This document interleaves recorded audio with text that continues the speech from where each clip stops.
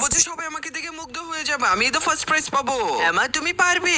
আমার থেকে first prize Karbi তুই, এটা আমি কখনোই হতে দিব না। আরে বিল্লু আজকে তো অনেক সুন্দর নাচ করেছি, কালকেও যদি এভাবে নাচ করতে পারি তাহলে তো আমি ফার্স্ট প্রাইজ জিতবো। তোরা ফার্স্ট প্রাইজ জিতার আগে এই ট্রাক দিয়ে তোদের 12টা বাজিয়ে দিব, এখন কেমন মজা? আরে আমি তো বেঁচে গেছি, কিন্তু মায়ের কি অবস্থা? মাকে তো হাসপাতালে নিতে হবে, মা তাড়াতাড়ি সুস্থ হয়ে গেলে ভালো হয়। এই তো আমার জ্ঞান ফিরেছে, কিন্তু 1 মিনিট, আমার পা কোথায়? তোমার পা তো ভেঙে গেছে, চলো এবার বাসায়, তোমার রেস্ট করা প্রয়োজন। আমি তো আমার ফার্স্ট প্রাইজ কাউকে জিততে দিব না। আমার তো এখন পা নেই, এখন আমি ডান্স করবো কিভাবে? আরে মা তুমি কোনো চিন্তাই করো না, তোমার জন্য আমি কিছু একটা তৈরি করছি। আমি মায়ের জন্য এমন একটা জিনিস তৈরি করবো যেটা দেখলে সবাই অবাক হয়ে যাবে, আর মা তো অনেক বেশি খুশি হয়ে যাবে। তো এখন ডান্স করতে চাই, আর ডান্স করতে চাইলে সবার প্রথমে প্রয়োজন পা, তাই তো আমি পা তৈরি করেছি। এই নাও মা তোমার জন্য উপহার। আরে বাহ, নতুন পা, তার মানে তো আমি এখন আবার ডান্স করতে পারবো। আজকে আমি এই রোবোটিক পা দিয়ে জিতবো ফার্স্ট প্রাইজ। আরে বাপরে, এটা কিভাবে হয়ে গেল?